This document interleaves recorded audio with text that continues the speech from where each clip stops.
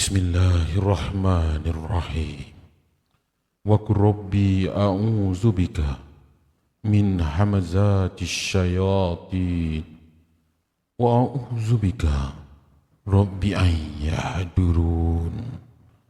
Sadaqallahul azim.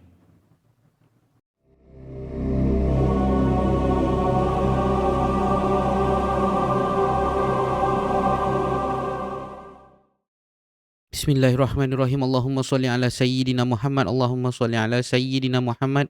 Allahumma salli ala sayyidina Muhammad. Assalamualaikum warahmatullahi wabarakatuh. Salam sejahtera. Selamat kembali ke podcast Kamar Remang. Anda bersama dengan Acap si tukang cerita sekali lagi yang akan menyampaikan pelbagai kisah seram, kisah misteri dan juga kisah mistik untuk anda semua para penggemar kisah-kisah tersebut. Dan kepada anda yang dah like, share, subscribe podcast ini, Acap ucapkan jutaan terima kasih buat anda semua. Dan kepada anda yang mungkin baru jumpa, baru je nak berjinak-jinak dengan konten Acap ucapkan selamat datang dan Acap harap anda boleh terus menyokong si tukang cerita dan sokong podcast Kamar Remang. Mudah-mudahan Kamar Remang boleh jadi salah satu podcast kegemaran di Malaysia satu hari nanti. Mudah-mudahan insyaAllah, amin kan. Okey, macam yang korang nampak malam ni, nampak ni. Kena berdiri sikit lah.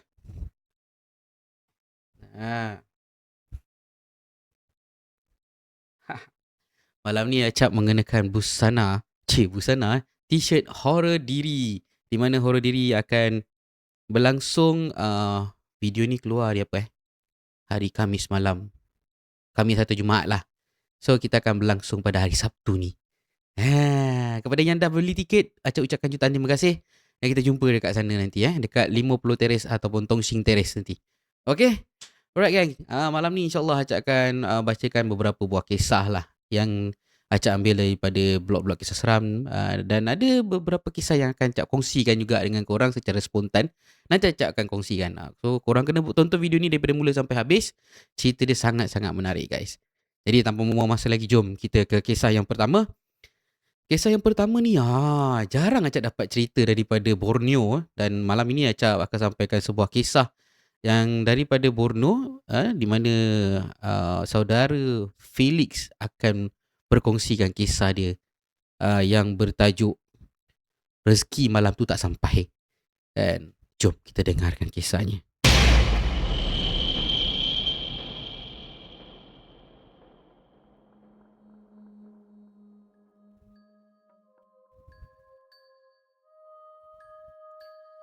Selamat malam, salam sejahtera kepada semua penonton atau pendengar podcast Kamar Remang.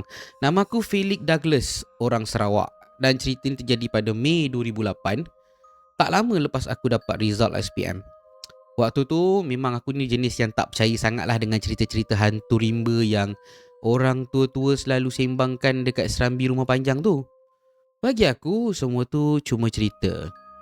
Cerita untuk buat budak-budak takut supaya tak nakal, ataupun ialah buat benda-benda yang bukan-bukan, termasuklah masuk hutan sesuka hati. Dan bagi aku hantu tu adalah ciptaan orang yang malas jaga anak. Itu biasanya soal jadi jawapan aku kalau member aku cakap pasal hutan ni ada penunggu. Nak dijadikan cerita, ada satu malam tu ayah aku ajak aku pergi berburu. Kata dia, Douglas, Felix, kau dah besar dah, bolehlah ikut aku pergi memburu. Jadi kata ayah aku sambil dia tengah cek senapang buatan sendiri dia. Kalau tak silap aku, senapang tu jenis muzzle loader, yang orang kampung panggil dia bedil timah. Jadi bila bapak aku cakap macam tu, aku excited gila lah. Dan ini adalah kali pertama yang aku betul-betul dibenarkan masuk hutan waktu malam. Dan aku pergi dengan ayah. Hutan tu tak jauh daripada kampung kami, boleh jalan kaki je, setengah jam daripada rumah panjang. Awal-awal semuanya okey. Kami jalan pelan-pelan, guna lampu suluh.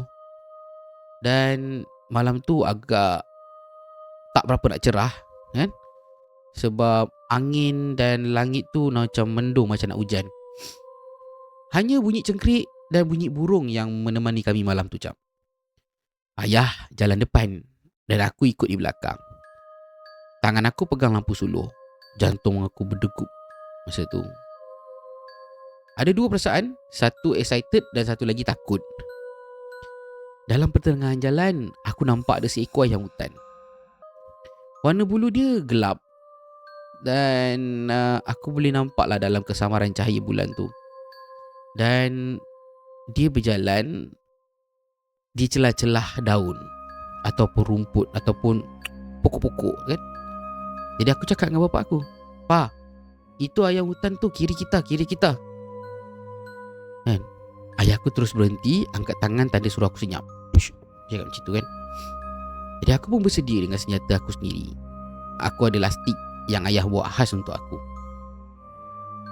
Jadi ayam tu berjalan perlahan, ya, kepalanya terangguk-angguk macam ya, ayam hutan berjalan cari makan. Jadi ayah pun mula ambil posisi, pusing badan sikit ke kiri untuk dapat angle yang lebih baik.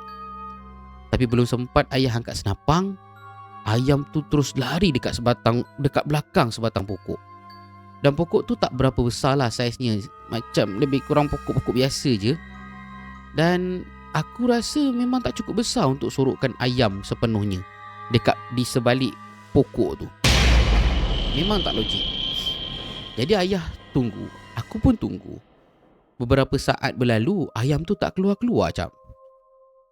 Dalam hati aku cakap, pelik ayam ni. Pergi mana pula? Takkan tiba-tiba ayam jadi kecil kan? Lama aku tunggu, tak ada apa-apa pergerakan. Ayah mula jalan perlahan ke arah pokok tu dan tangan dia masih pegang senapang sambil dia bersedia lah untuk menembak. Jadi aku ikut belakang ayah. Lebih kurang jaraknya dalam 2-3 langkah macam itulah. Bila ayah dah sampai betul-betul dekat pokok tu, dia berhenti. Dia berhenti mengejut jap. Badan ayah tiba-tiba jadi kejang jap. Macam ada sesuatu yang menahan gerakan ayah. Aku nampak bahawa ayah turun naik laju. Tercungap-cungap. Jadi aku tanya ayah aku, "Pa, kenapa?" Ayah aku tak jawab. Lampu suluh dia terjatuh ke tanah dan cahaya terarah ke belakang pokok. Tapi aku tak boleh nak nampak apa-apa daripada kedudukan aku tu. Lepas tu ayah aku cakap, "Balik. Balik." Suara ayah aku parau. Tak macam suara yang ayah aku kenal. Aku tanya, "Lah, kenapa ya? Ayam tu macam mana?" Aku cuba tanya lagi, kan? Sambil aku cuba melangkah maju ke hadapan untuk tengok. Ayah aku cakap, Balik. Kali ni ayah jerit. Tangan dia terus tarik lengan aku kuat-kuat dan kami berpatah balik dengan laju. Jalan yang tadi kami susuri masuk ke dalam hutan ni perlahan-lahan, kami keluar dengan langkah yang lebih laju dan hampir-hampir berlari lah cap. Sepanjang jalan balik tu, aku cubalah tanya beberapa kali dekat ayah apa yang ayah nampak. Dan aku tanya juga kenapa kita nak kena patah balik. Ayah kata nak berburu. Tapi ayah cuma diam je cakap. Pandangan ayah tetap pergi depan dan tangan dia masih pegang lengan aku macam takut. Macam takut aku tertinggal dekat hutan tu. Sampai dekat rumah, ayah terus suruh aku basuh kaki dan tangan sebelum aku masuk pintu. Ayah aku pun buat benda yang sama.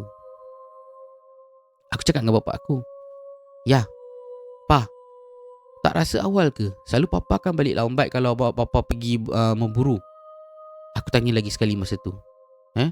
Sambil kami semua tengah cuci kaki dekat depan pintu ni. Bapa aku jawab senang. Dia kata tak ada rezeki malam ni, hari lain lah. Itu je jawapan papa aku.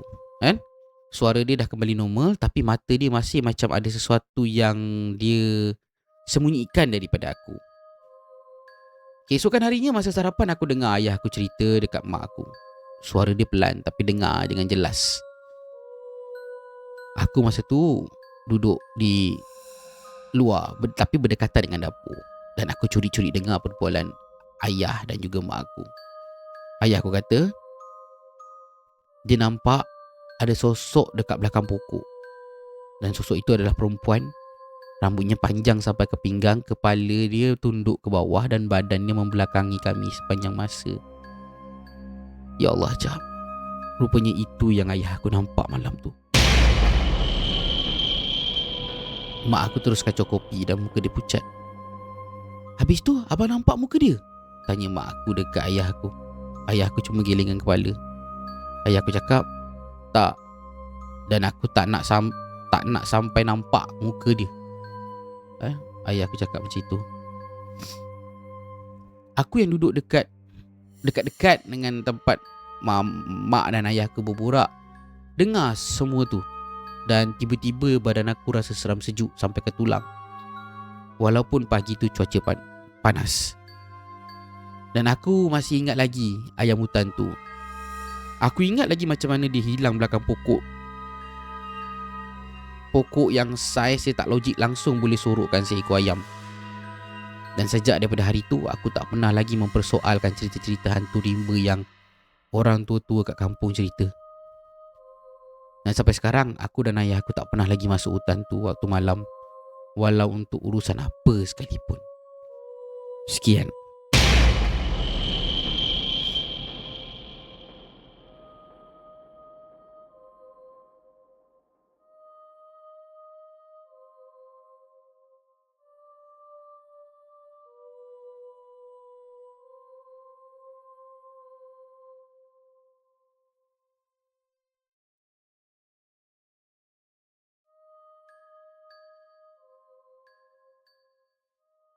Alright guys, macam biasa kita punya kempen tempah dan menang masih berjalan. Cuma kita akan anjakkan tempoh untuk cabutan tu kerana ada beberapa perkara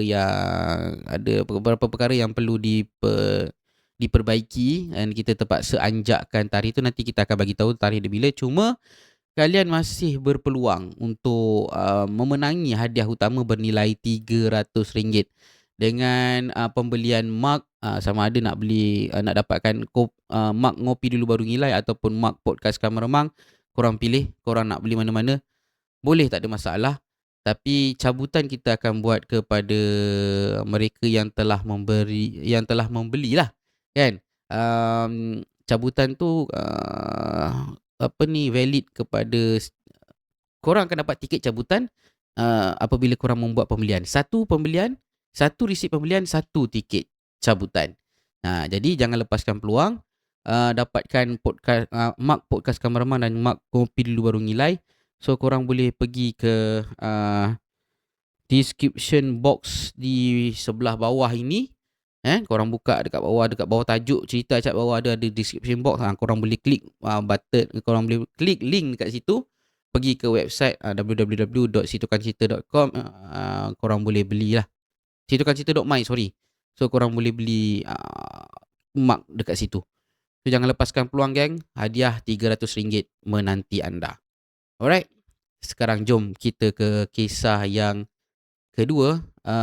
Kisah seorang jururawat dengan tajuk dia Sudut Blok Belakang. Let's go.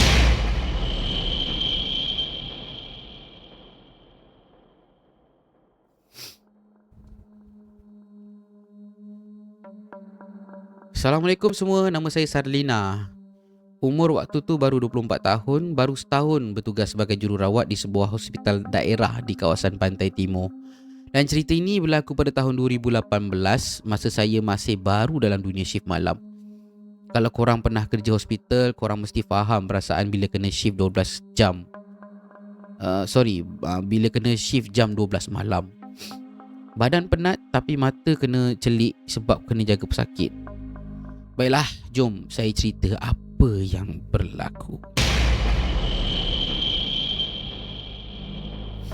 Hospital tempat saya bertugas ni cap bukanlah besar sangat, tapi bangunan dia bangunan lama lah.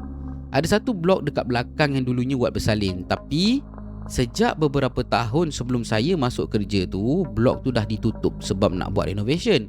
Jadi blok tu kosong, gelap dan tak ada orang lah lalu lalang kat situ waktu malam. Cuma ada satu laluan pintas untuk staf yang nak pergi ke bahagian dapur ataupun stor.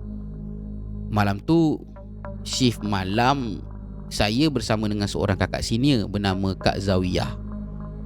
Dan seorang lagi jururawat baru macam saya namanya Eliana. Waktu tu dalam pukul 2 pagi, ward agak tak busy lah, dan pesakit semua dah tidur. Jadi saya pun buat rondaan.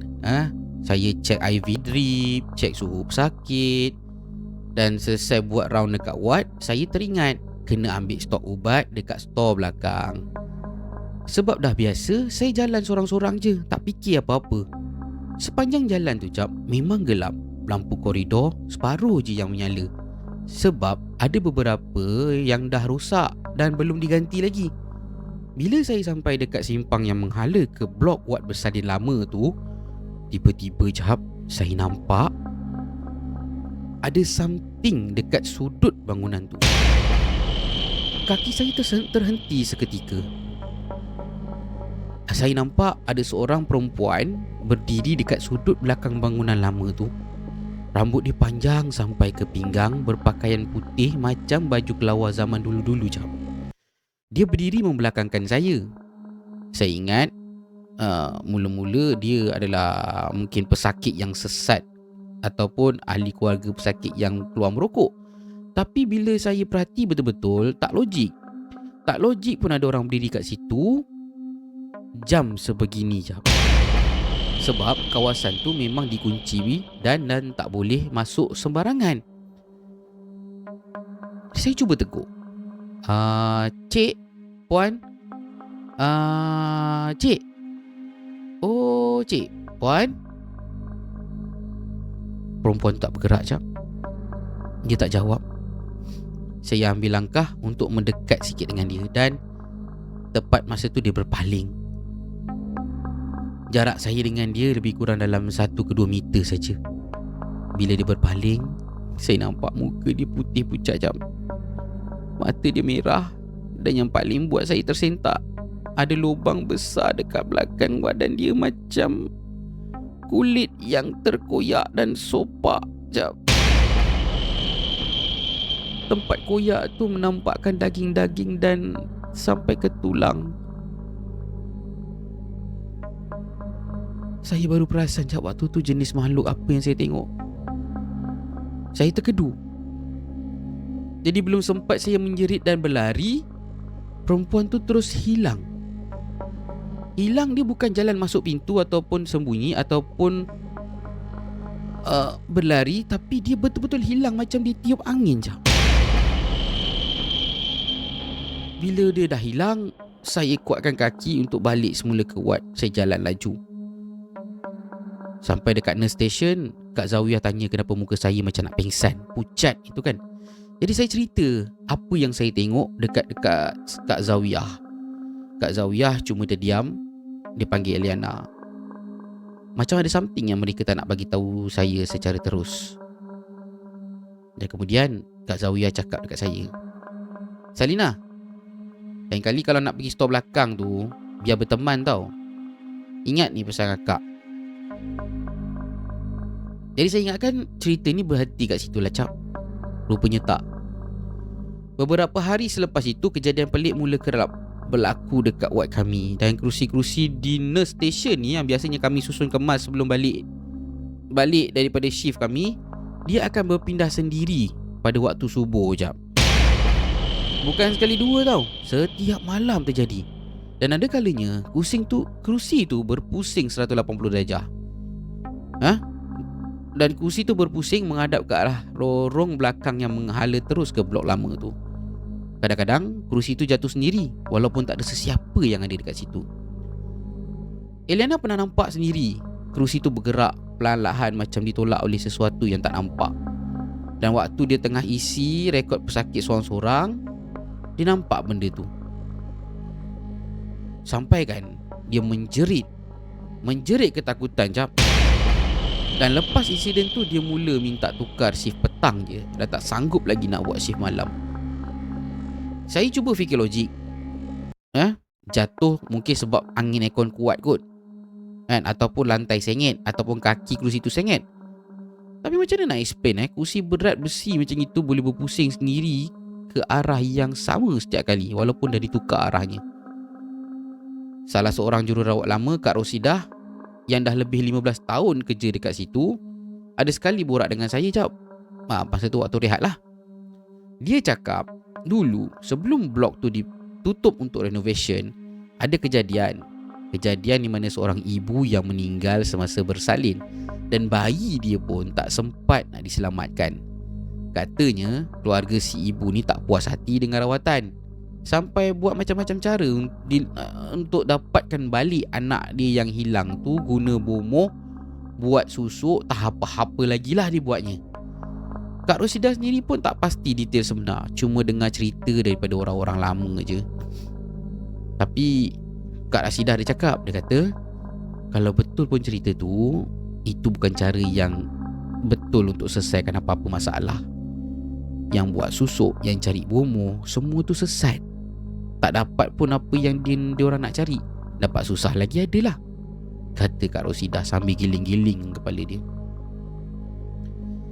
Acap, saya tak dapat nak pastikan kebenaran cerita yang diceritakan oleh Kak Zawiyah dan Kak Rosidah. Tapi lepas kejadian malam itu, saya minta tukar ward lain yang jauh daripada blok belakang tu. Eliana pun sama, dia minta tukar hospital terus. Kan? Dan Kak Zawiyah je yang masih bertugas dekat situ sampai sekarang. Tapi dia pun dah tak pernah lalu lawat kawasan yang aku kata tadi tu lah. Kan? Dia sanggup lalu jalan yang jauh sikit. Dengar cerita blok lama tu sampai sekarang masih kosong, tak siap-siap renovation. Tak sebab tak cukup dana ke, atau ada sebab-sebab lain yang tak siapa berani cakap ataupun terus terang. Sampai hari ni, setiap kali saya jumpa jururawat lama yang pernah kerja dekat situ, mereka akan senyum je bila saya tanya soalan pasal blok belakang tu. Bila saya tanya, dia akan jawab, kau dah nampak sendiri kan? Haha, itu je lah jawapan dia. Sekian cerita saya, Jap. Kalau ada yang pernah kerja kat hospital lama dan pernah alami benda serupa, cubalah share-share kat komen. Mana tahu kita boleh tukar-tukar cerita. Sekian daripada saya, Sarlina.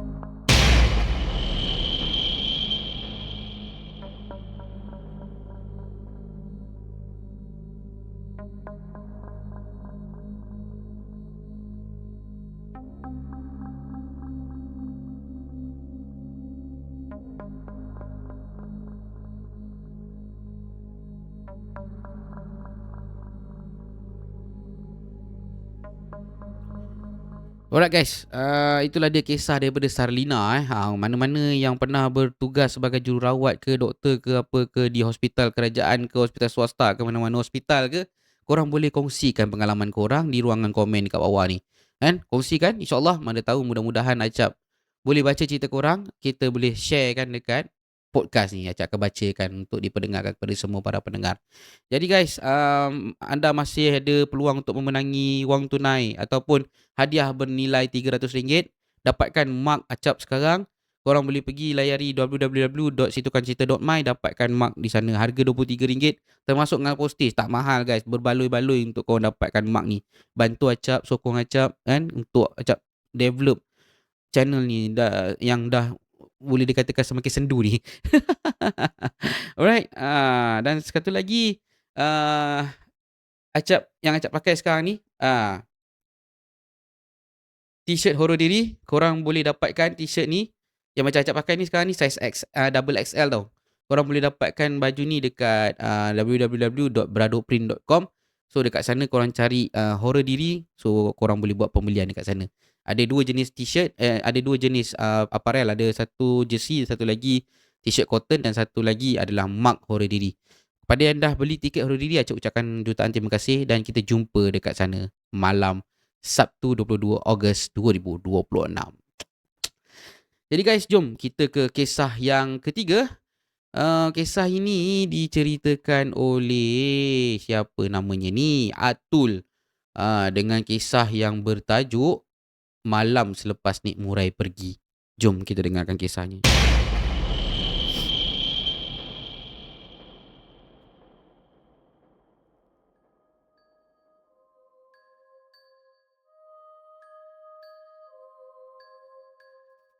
Assalamualaikum dan salam sejahtera. Saya nak kongsi kisah sikit lah, Cap. Kisah ni aku alami sendiri masa aku dah jenam. Masa tu aku ingat lagi tahun 2010 lah. Kampung aku ni kampung lama. Rumah-rumah pun dibina rapat-rapat. Rumahnya tak tersusun, Cap. macam tak tersusun macam taman perumahan sekarang. Kadang-kadang nak jemur kain pun kena beratur. Sebab pagar rumah aku dengan pagar rumah sebelah tu boleh dikira bersentuh lah. Rumah Makcik Lana, jiran sebelah rumah aku, memang dah macam rumah aku sendiri. Ibu aku dengan Makcik Lana rapat macam adik-beradik. Nenek kepada Makcik Lana, kami panggil Nek Murai, tinggal sekali dengan Makcik Lana.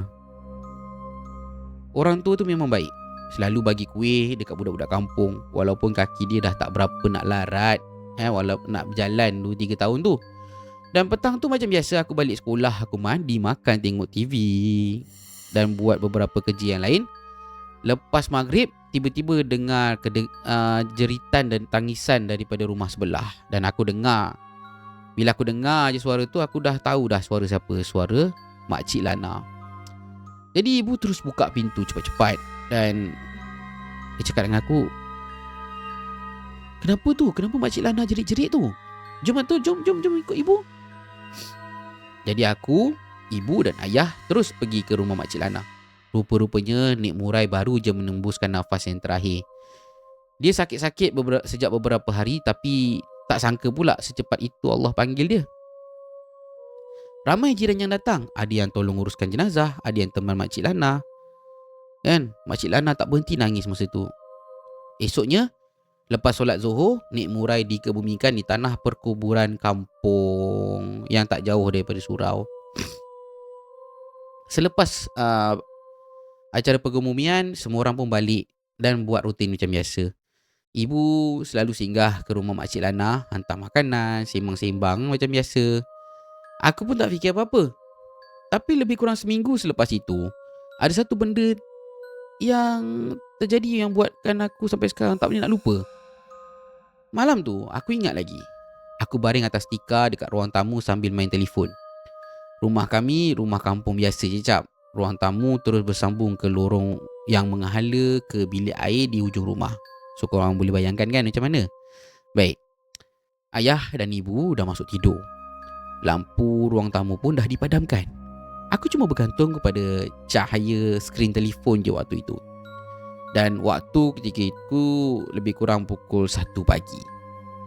Sebab aku ada perasan jam kat skrin telefon sebelum perkara ni terjadi. Entah kenapa, aku rasa macam tertarik sangat nak angkat kepala dan pandang ke arah lorong daripada ruang tamu nak pergi ke toilet ni. Dan bila aku bertepandang dekat lorong tu, Cap, ya Allah, Cap, aku nampak ada satu kepala. Kepala tu raut muka lelaki, rambut dia kerinting kasar, muncul daripada sudut pintu bilik air, Cap. Kepala je tau. Kepala je muncul dekat pintu bilik air dan menunjukkan muka dia yang hitam macam terbakar, kulit dia berkedut-kedut macam hangus dan mata dia terbeliak putih pandang tepat ke arah aku, Cap. Aku tak berkelip tengok benda tu dan aku rasa macam seluruh badan aku ni kaku. Telefon dalam tangan aku pun terlepas. Tapi keadaan tu berlaku secara cepat. Selepas benda tu hilang, aku jerit, "Ibu!" Aku menjerit sekuat hati, Cap. Dan sekelip mata, ibu dah keluar dari bilik. Muka dia cemas, datang dekat aku tanya, Kenapa ni Atul? Kenapa ni Atul?" Aku tunjuk ke arah lorong bilik air tu. Tangan aku menggegar, Cap. Menggeletar lah kan. Sana ibu, ada kepala orang, muka hitam, rambut kerinting." Ibu terus pusing pandang ke arah yang aku tunjuk tu. Ayah pun dah keluar sekali. Terus berjalan ke bilik air, buka lampu, tengok dekat dalam. Kosong, tak ada apa. Ayah aku cakap, "Mana ada apa-apa, Tul? Cuba kau bangun cuci muka. Pergi cuci muka. Tak, agaknya kau bermimpi ni kot." Kan? Ayah cakap sambil masih berdiri dekat situ. Tapi aku perasan riak muka ayah pun tak berapa nak selesa. Mungkin ayah pun nampak juga kan, guys, kan? Aku pun bangun dan ibu peluk aku sekejap. Tul mimpi ni kot. Dah lambat malam ni. Dah cepat cuci muka, lepas tu kita tidur. Tidur dengan ibu. Aku ikut je apa ibu suruh. Tapi malam tu memang aku tak boleh nak lelapkan mata, Cap. Setiap kali aku pejam mata, muka hitam terbakar tu akan terbayang balik dekat mata aku ni.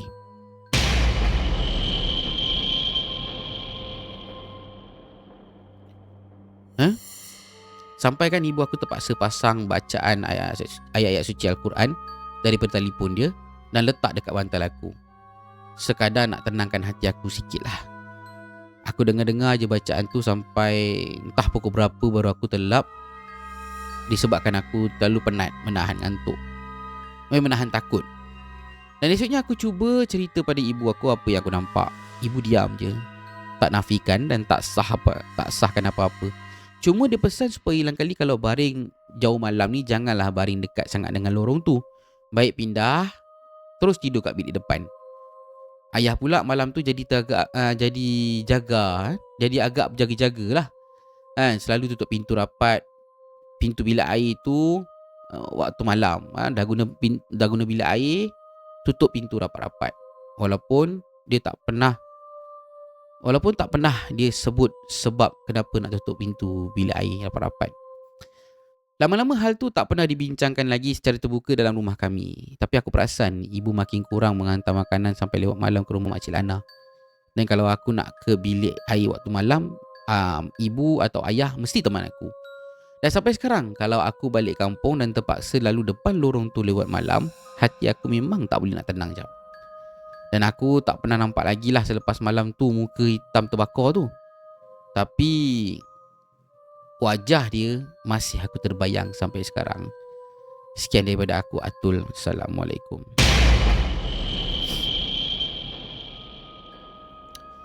Yalah tu, kita ni guys kena amalkan.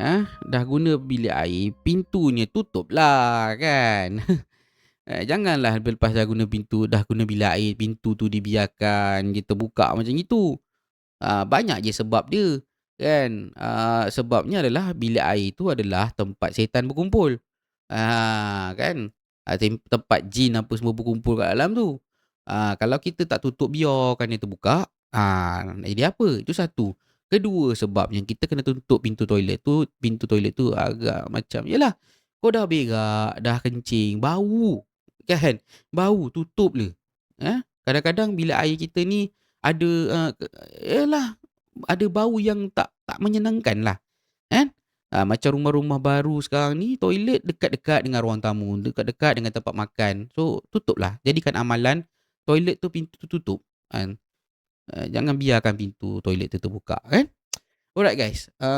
Acap ada satu mungkin dua cerita yang macam satu cerita. Ni cerita ni baru lagi yang ayah Acap ceritakan kepada Acap 2 hari lepas masa Acap bawa ayah Acap pergi kenduri kahwin dekat Meru, Kelang. Meru lah, dekat Meru sana. Dan ayah Acap cerita satu cerita di mana kata dia, masa tu Acap tengah drive tiba-tiba ayah Acap cakap, "Bang, ni ada satu cerita ni bang, kau kena cerita dekat channel kau." Cerita apa ya? Tapi cerita dia pendek je. Okey, tak apalah, ayah ceritalah. Dan ayah aku cerita. Cerita dia macam ini. Rumah kampung ayah aku ni, ayah Acap ni, dah lama sangat tak ada orang duduk sejak kematian ataupun makcik Acap meninggal dunia beberapa tahun yang lalu lah. 2-3 tahun yang lalu kalau tak silap Acap meninggal. Dan sebenarnya rumah tu masa makcik Acap tinggal dekat situ pun dah banyak gangguan. Sebab makcik Acap tu tinggal seorang, jarang ada orang balik rumah tu kan. Melainkan kalau ada hal-hal keluarga ataupun hari raya, dia orang akan balik tidur dekat rumah tu lah. Okey. Dipendekkan cerita, rumah ayah Acap ni dah dibersihkan, dah apa semua. Sebab sebelum ni bersemak, memang semak teruk. Dan sekarang ni dah dibersihkan. Bila dah dia bersihkan bertahap lah. Tahap depan 2, 3 dia, tanah dia luas kan. Rumahnya secok dekat tengah-tengah tu. Dah bersihkan. Lepas tu adalah beberapa batang pokok yang tumbuh merimbun dekat situ. Ada pokok-pokok buah lah, ada pokok buah, pokok apa macam itulah. Dan ahli keluarga ayah Acap ni, anak-anak kepada kakak ayah Acap semua ni minta supaya pokok tu ditebang biar lapang kawasan tu. Sebab dia orang nak ukur tanah, mungkin nak buat binaan apa benda semua, dia suruh tebang pokok. Baik. Dah. So pokok pun ditebang lah. Tebang. Ayah Acap cakap ada satu pokok ni, betul-betul belakang rumah ada satu pokok nak ditebang. So pokok ni sebab dia punya arahan adalah tebang pokok, lepas tu dia Dia akarnya tu dimatikan dan dikeluarkan lah, biar akarnya mati dikeluarkan lah pokok tu, memang nak ratakan kat situ. So, orang yang tukang potong pokok ni pun tebang lah macam biasa. Tebang, pakai chainsaw kan. Agak keras kat pokok ni. Okey. Lepas tu dia pergi pula sebelah sini. Pak. Kat sini seram dia. Ayah Acap cakap, Ayah Acap cakap ni sepupu Acap lah cerita pada Ayah Acap. Dia kata, pokok tu dah ditebang habis dah ni. Dah ditebang habis. Sepatutnya bila dah dipotong gini, potong macam gini, dia akan jatuh sebelah sana tau. Memang dia dah set macam itu, dia akan potong, dia akan jatuh kat sebelah sana. Tapi guys, pokok tu tak jatuh. Berdiri tegak dia kat situ. Berdiri tegak guys. Ayah Acap cakap, orang yang tebang pokok tu tak puas hati tau. Dia potong lagi bawah tu. Dia kata mungkin ada kulit-kulit kayu ke apa ke yang buat ni tersangkut kan. Dah potong habis sampai dah ada ruang bawah tu. Pokok tu tetap tegak. Pokok tu tetap tegak guys. Seolah-olah apa tau. Pokok tu kita potong. Lepas tu ada orang pegang kat atas. Tak bagi pokok tu tumbang. Meremang lah cerita ni kan. So apa yang dia orang buat guys? So, jadi sepupu Acap pergi kat situ. Sepupu Acap ni alhamdulillah dia pun ada, dia bukan kosong-kosong punya orang, bukan kaleng-kaleng punya orang. Dia terus buka langkah kat situ, dia bacalah ayat-ayat suci Al-Quran dan dia cakaplah dengan benda tu, jangan ganggu. Ini urusan aku. Engkau kalau niat kau jahat ke apa benda semua, kau pergi jauh daripada sini. Dan lepas tu sepupu Acap tolak pelan-pelan pokok tu. Pak. Terus tumbang guys pokok tu. Kan, itu salah satu cerita lah yang diceritakan oleh sepupu Acap kepada ayah Acap. Dan ada satu lagi cerita yang ayah Acap cerita juga dekat kampung. Kejadian sama juga kan. Kampung Acap ni dah hampir 80% penduduk dia semua dah keluar daripada kampung. Ada yang dah meninggal, ada yang keluar, berpindah keluar lah, berhijrah. Ada anak-anak muda yang keluar cari bekerja di bandar. Dan ada satu rumah ni, jadi dekat kampung Acap juga pun sama nasib dia. Rumah tu macam rumah ayah Acap dan tak ada orang balik, tak ada orang yang nak jengah rumah tu apa benda semua. Tapi nak dijadikan cerita, satu hari waris pemilik rumah tu pun balik ke kampung tu. Balik ke kampung untuk yelah nak tinggal kat rumah tu semula lah. Dia dah bosan duduk kat bandar, nak pindah ke rumah tu semula. Ingat nak duduk lah kat rumah tu terus. Jadi dia balik rumah tu, bersihkan rumah, benda semua, tebang-tebang pokok apa semua bersama dengan 2-3 orang lagi kawan dia untuk settlekan rumah tu lah sebelum dia berpindah, bawa family dia masuk ke rumah tu. Baik. Waris keluarga ni kita panggil dia Man lah. Man ni kerja dia dah jadi tukang sawit sepenuh masa lah. Gaji dia semua datang daripada hasil sawit tu apa semua. Sebab dia dah beli tanah kat kampung tu, settle siap-siap dia beli tanah untuk dia berbakti pada tanah lah. So malam pertama, malam kedua, malam ketiga okey. Cuma dia dengar bunyi-bunyi kat dapur punya apa. Biasalah rumah dah lama ditinggalkan kan. Lepas tu rumah kampung lagi, rumah yang dekat-dekat dengan hutan, dekat dengan kelapa sawit, biasalah tu kan. Tapi nak dijadikan cerita, ada satu malam ni kawan-kawan dia semua tengah lepak kat luar, isap rokok. Ada yang isap rokok, ada minum kopi, ada yang tengah main telefon, nama dia semua. Sepupu Siman ni tengah baca Quran dekat ruang tamu. Rumah tu bayangkan kepada korang, jalan masuk, depan tu ada beranda, ruang tamu. Ruang tamu dia ada dua, satu ruang tamu sini, satu ruang tamu sini. Ada bilik, lepas tu ada pintu gerbang. Sini ruang makan. Ada satu lagi bilik. Lepas tu dapur, bilik air. Belakang tu dapur lah, dapur besar, orang panggil pelantar. Okey, dia dekat ruang tamu sebelah sini tengah baca Quran. Tengah baca Quran tu guys, tiba-tiba dengar suara orang ketawa tau, macam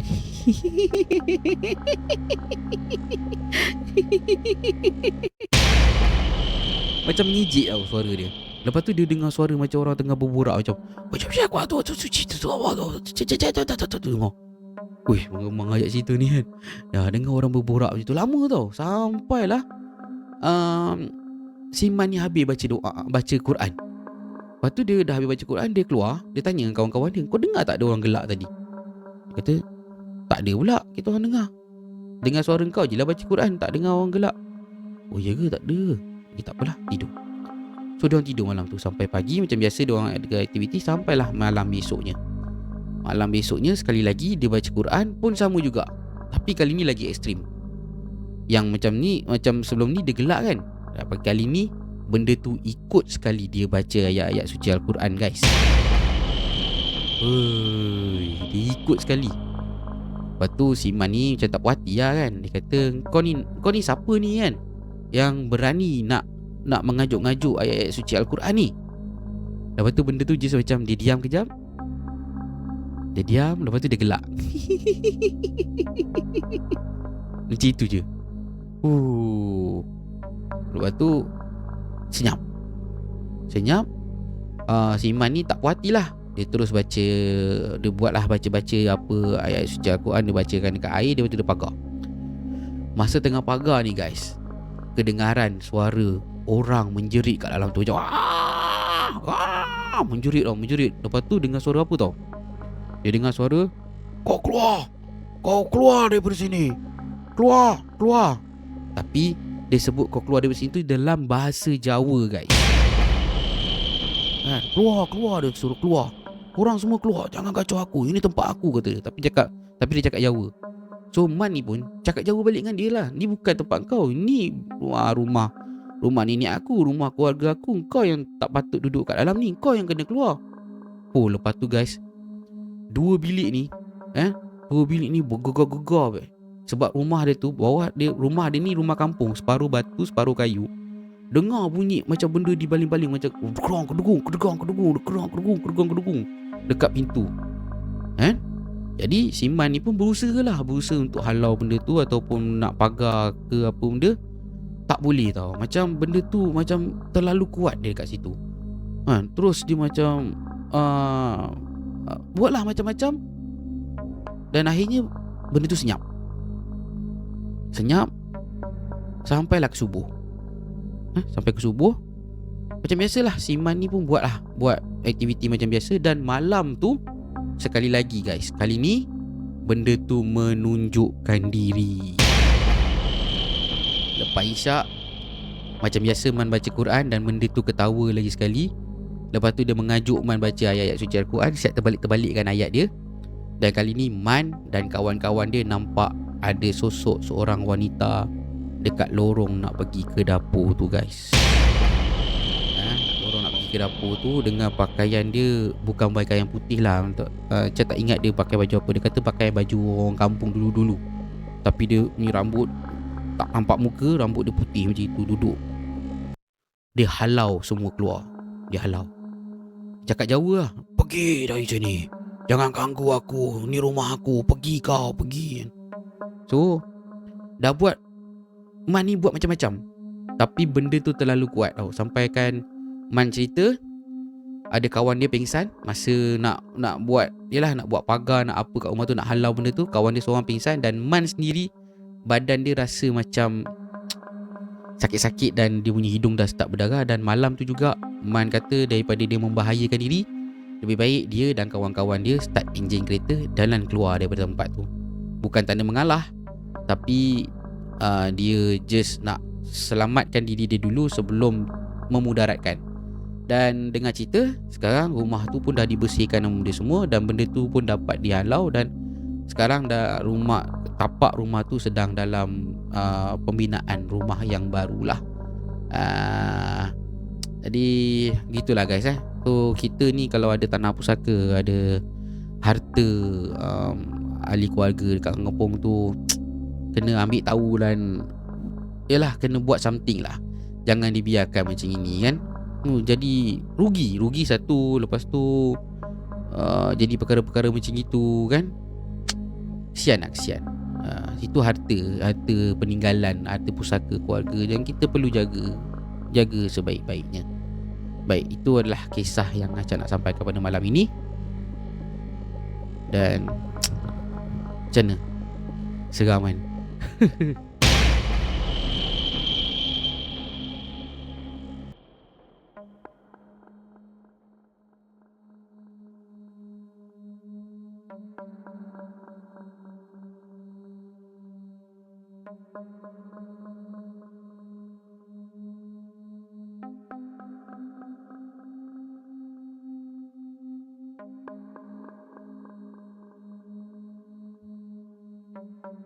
Alright guys, dengan berakhirnya kisah itu tadi, berakhir sudahlah kisah untuk episod kali ini. Dan sebelum Acap melabuhkan tirai, ingin sekali lagi Acap ingatkan kepada anda, anda semua masih berpeluang untuk memenangi yang hadiah utama bernilai RM300 dengan pembelian mug yang berharga RM23, dan anda boleh dapatkan di www.situkangcerita.my. Dapatkan sekarang guys sebelum habis.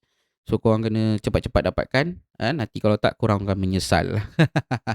Dan kepada korang semua yang nak dapatkan baju horror diri ni, korang boleh pergi ke horrordiri.com. Horrordiri.com pula. Korang boleh pergi ke bradoprint.com untuk dapatkan baju ni. Terima kasih Bradoprint kerana sudi untuk menaja jersey horror diri ni. Jersey yang cantik molek ni. So terima kasih banyak-banyak Bradoprint. So korang boleh pergi ke Bradoprint sekarang untuk dapatkan baju horror diri. Manalah tahu kan, nanti next punya episod, mana yang tak sempat beli tiket tu boleh beli tiket yang akan untuk episod yang akan datang. Okay? So kepada korang yang nak kongsikan kisah-kisah seram korang, kat bawah ni ada detail-detail, korang boleh dapatkan kat situ. Dan hantarkan kisah-kisah korang ke 0111-332-3844 ataupun emailkan kepada Acap, acapsitukangcerita@gmail.com. Alright? And itu sajalah untuk malam ini. InsyaAllah kita akan jumpa lagi di episod yang akan datang. Macam biasa pesanan Acap, banyakkan zikir, banyakkan berselawat, jangan tinggal solat. InsyaAllah kita akan selamat dunia dan akhirat. Jumpa lagi nanti. Assalamualaikum warahmatullahi wabarakatuh. #seramtak.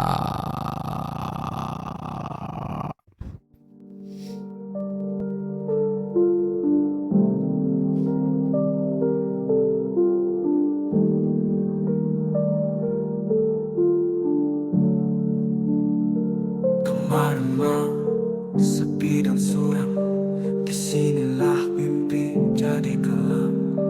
Langit malam